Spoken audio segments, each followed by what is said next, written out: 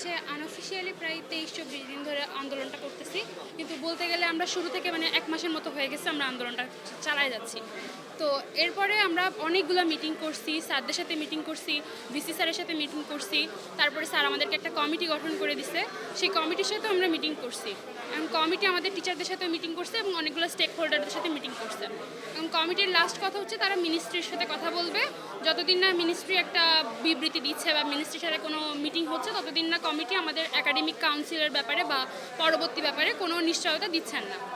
এখন academic council ছাড়া আমাদের এই আন্দোলনের যে পরবর্তী ধাপটা পূরণ হচ্ছে না, এই কারণে আমরা আন্দোলনটা সম্পর্কে এখনও একটু অনিশ্চয়তায় আছি যে আমাদের একাডেমিক কাউন্সিল কবে হবে। এই কারণে আমাদের আন্দোলনটা আরও গুরুতর করতেছি আমরা।